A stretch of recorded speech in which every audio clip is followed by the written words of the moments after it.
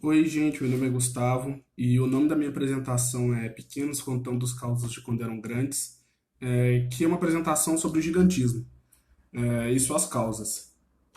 Para começar, o gigantismo ele é caracterizado por um aumento significativo das dimensões do corpo de um animal, né, sempre em relação a algum ancestral dele ou grupos próximos. E esse aumento do tamanho do corpo do animal ele carrega consigo uma série de alterações fisiológicas e morfológicas para suportar esse aumento, né, tão grande do corpo de um animal. Para exemplificar isso, eu trouxe essa lei do quadrado cubo, que ela é bem representativa com o que acontece, por exemplo, com a área de um animal ou o seu peso. Né? Bom, se nós pegarmos um cubo que tenha 1 metro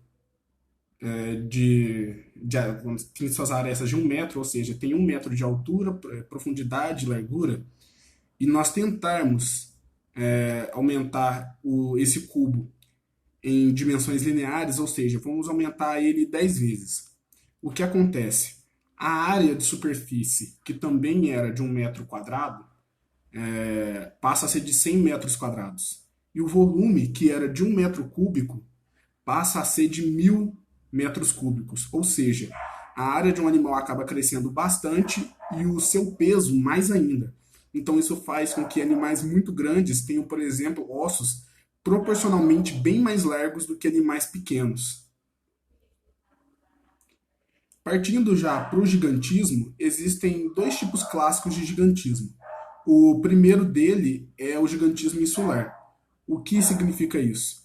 É um tipo de gigantismo que acontece em ilhas, ou seja, quando populações estão restritas em uma ilha, ou seja, um espaço que elas não podem sair, isso faz com que elas fiquem sujeitas às condições ecológicas de um espaço mais restrito. Então, tanto a capacidade de caça ou de ser predado altera o quão aquele animal pode crescer ou até mesmo diminuir. Isso foi exemplificado pela lei de Foster, que determina tanto o gigantismo quanto o nanismo insular. Então, para exemplificar esses dois casos, aqui, na verdade esse caso, eu trouxe aqui dois animais, que é o primeiro é a águia de Rast e a moa. As duas foram contemporâneas, viveram na onde hoje a gente chama de Nova Zelândia, e a águia de Rast foi o maior rapinante que nós temos conhecimento.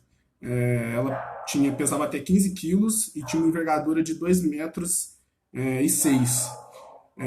Hoje, por exemplo, a arpia, que é um rapinante enorme do Brasil, tem 2,5 metros de envergadura, mas não chega até os 15 quilos, apesar de algumas fêmeas chegarem bem perto desse peso.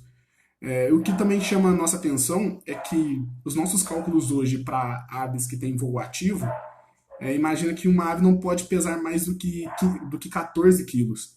Mas essa tinha 15, né? Então acaba que é uma curiosidade aí para a gente ainda desvendar como a águia de Rache fazia para poder voar. E a moa, que foi uma ratita, né? Um parente do avestruz, da ema, só que bem maior, né? Pesava 230 quilos e atingia até 3 metros e 6 com o pescoço completamente esticado, ou seja, era um animal muito grande. E o outro tipo de gigantismo, ele não cabe no gigantismo insular e ele acaba que ele é regido por diversas outras leis e relações ecológicas. Então nunca deram um nome para ele, né? Chamamos só de gigantismo. E quando nós olhamos, por exemplo, para dois grupos de vertebrados terrestres que cresceram muito, por exemplo, os mamíferos e os dinossauros, a gente se pergunta, né, por que os animais eram tão grandes? Lembrando que os mamíferos a gente acaba falando da megafauna, né, os mamíferos do Pleistoceno, que grande parte hoje já está extinta. Bom, mas voltando à pergunta, por que eles eram tão grandes? Na verdade, se a gente voltar na história evolutiva deles, nós vamos ver que esses animais eles tiveram seu alvorecer depois de grandes extinções, né, eventos de extinções em massa. E nós entendemos hoje que eles só sobreviveram justamente por serem pequenos. Então, eles eram animais pequenos que, com o decorrer do tempo, cresceram muito, né, dimensões enormes. Então, na verdade, a pergunta certa seria: por que esses animais cresceram tanto no passado? Bom, na verdade, é uma resposta muito simples. porque eles tinham espaço. Mas para explicar direitinho qual é esse conceito de espaço, eu trouxe essas duas imagens aqui. Bom, na primeira nós temos saurópodes, né, que foram um grupo de dinossauros, e do outro lado nós temos os paraceratérios, que foram um grupo de mamíferos que também hoje já está extinto.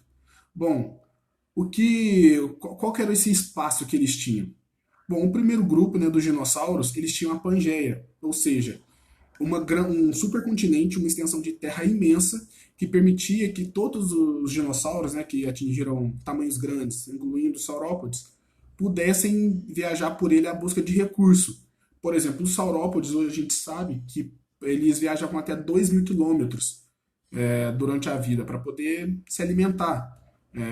Porque como eram animais grandes, viviam em manadas, se alimentavam de grandes quantidades de alimento, eles também então precisavam de uma grande extensão de terra para eles poderem passar por toda essa extensão e ir se alimentando. Algo bem semelhante ao que acontece com os elefantes hoje, que têm um comportamento muito sedentário, né? Viajam o tempo todo. Sedentário não, muito errante, perdão. E do outro lado, os paraceratérios, eles se beneficiaram de um outro tipo de espaço, que era a amplitude das áreas de savana. Por quê? Na época desses animais, a Terra vivia a era do gelo, ou seja, boa parte da água doce do planeta estava congelada no hemisfério norte, que fez com que o hemisfério sul ficasse bem mais seco, ou seja, tinham poucas florestas aqui. E essa falta de florestas, né, ou seja, o aumento das áreas de savana, permitia que vários animais grandes pudessem viver, já que animal grande não vive em mata fechada, ele precisa de espaço para se locomover. Então, esses animais viviam por essas áreas, tanto é que hoje uma das hipóteses da extinção da megafauna é o fim da era do gelo, que fez com que o hemisfério sul ficasse mais úmido e as florestas avançassem. E tanto a falta de espaço físico quanto a competição, por exemplo, com a chegada dos humanos ou a mesma caça, fez com que algum desses animais fossem extintos. Bom, e para exemplificar os grupos que atingiram grandes tamanhos, né, algumas espécies que ficaram bem grandes, eu trouxe aqui quatro animais bem interessantes. Bom, o primeiro deles é o Gigantopithecus. Foi um primata que viveu na Ásia. Ele foi contemporâneo do Homo erectus e foi o maior primata que nós temos conhecimento. Então ele atingiu cerca de 3 metros de altura e 250 quilos.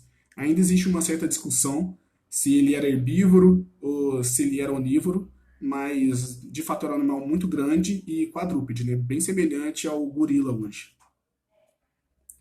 Bom, o outro é a Josefa Ortigásia, que foi um roedor, o maior roedor que nós temos conhecimento até hoje. Viveu no Uruguai e pesava 1 tonelada, ou seja, era basicamente um roedor de 1 tonelada, que é muito grande, né? Bem acima da média dos roedores que existem hoje.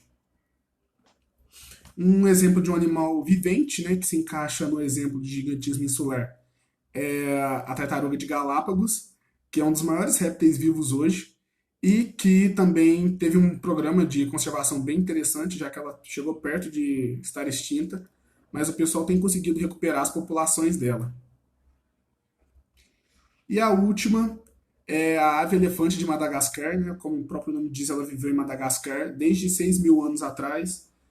Também era uma ratita, é um animal muito grande, muito pesado, que não tinha predador na ilha, e predador, né, do adulto, de filhote existiam alguns, como, por exemplo, as fossas, que já existiam naquela época, mas ela não resistiu à chegada do ser humano, né, na ilha de Madagascar, que sempre caçava, tanto pela carne quanto pelos ovos, e acabou extinguindo a espécie.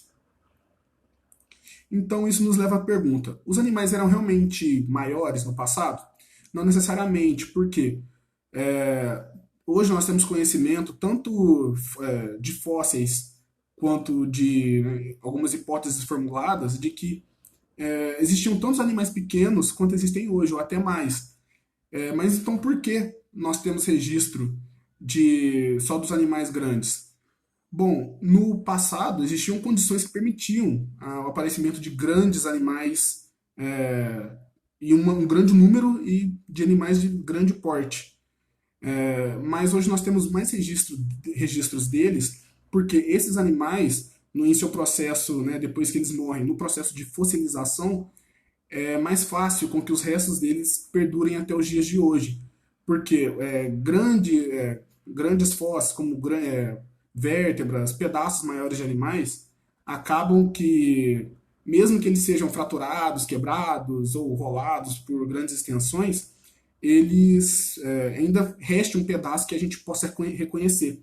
Diferente de fósseis de animais pequenos, que se perdem muito fácil ou se fragmentam de forma que a gente não consegue mais reconhecer eles.